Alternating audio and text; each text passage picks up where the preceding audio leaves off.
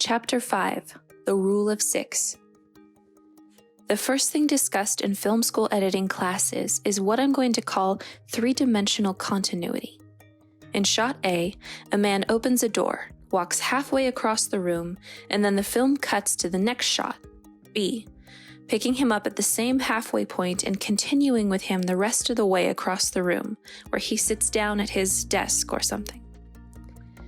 For many years, particularly in the early years of sound film, that was the rule.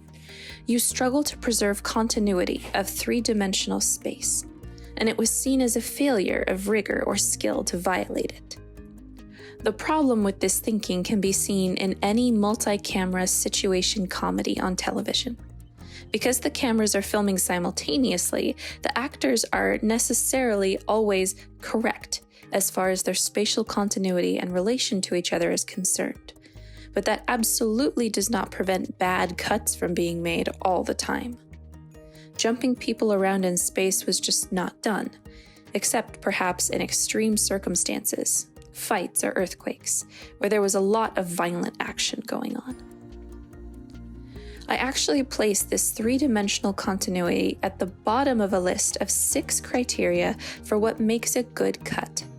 At the top of the list is emotion, the thing you come to last, if at all, at film school, largely because it's the hardest thing to define and deal with. How do you want the audience to feel? If they are feeling what you want them to feel all the way through the film, you've done about as much as you can ever do. What they finally remember is not the editing, not the camera work, not the performances, not even the story. It's how they felt. An ideal cut, for me, is the one that satisfies all the following 6 criteria at once. An ideal cut, for me, is the one that satisfies all of the following 6 criteria at once. 1. It is true to the emotion of the moment. 2. It advances the story. 3. It occurs at a moment that is rhythmically interesting and right. 4. It acknowledges what you might call eye trace, the concern with the location and movement of the audience's focus of interest within the frame. 5. It respects planarity, the grammar of 3 dimensions transposed by photography to 2, the questions of stage line and etc. 6. It respects the 3-dimensional continuity of the actual space, where people are in the room and in relation to one another. Or 1. Emotion, 2. Story, 3. Rhythm, 4. Eye trace, 5. 2-dimensional plane of screen, and 6. 3-dimensional space of action. Emotion at the top of the list is the thing that you should try to preserve at all costs. If you find you have to sacrifice certain of those 6 things to make a cut, sacrifice your way up, item by item, from the bottom. For instance, if you are considering a range of possible edits for a particular moment in the film, and you find that there is one cut that gives the right emotion and moves the story forward, and is rhythmically satisfying and respects eye trace and planarity, but fails to preserve the continuity of the 3-dimensional space, then by all means, that is the cut you should make. If none of the other edits has the right emotion, then sacrificing spatial continuity is well worth it. The values I put after each item are slightly tongue-in-cheek, but not completely. Notice that the top 2 on the list, emotion and story, are worth far more than the bottom 4, rhythm, eye trace, planarity, spatial continuity.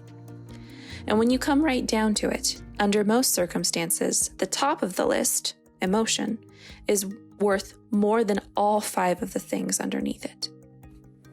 And in fact, there is a spatial side, and in fact, there is a practical side to this, which is that if the emotion is right and the story is advanced in a unique, interesting way, in the right rhythm, the audience will tend to be unaware of or unconcerned about editorial problems with lower order items like eye trace, stage lines, spatial continuity, etc.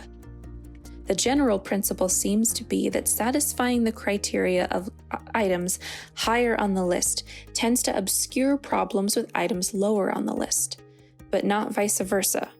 For instance, getting number 4, eye trace, working properly will minimize a problem with number 5, stage line.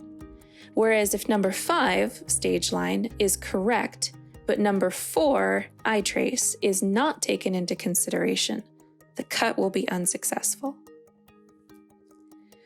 Now, in practice, you will find that those top 3 things on the list, emotion, story, rhythm, are extremely tightly connected. The forces that bind them together are like the bonds between the protons and neutrons in the nucleus of the atom. Those are, by far, the tightest bonds, and the forces connecting the lower 3 grow progressively weaker as you go down the list. Most of the time, you will be able to satisfy all 6 criteria. The 3-dimensional space and the 2-dimensional plane of the screen and the eye trace and the rhythm and the story and emotion will all fall into place. And of course, you should always aim for this, if possible. Never accept less when more is available to you. What I'm suggesting is a list of priorities. If you have to give up something, don't ever give up emotion before story. Don't give up story before rhythm. Don't give up rhythm before eye trace. Don't give up eye trace before planarity.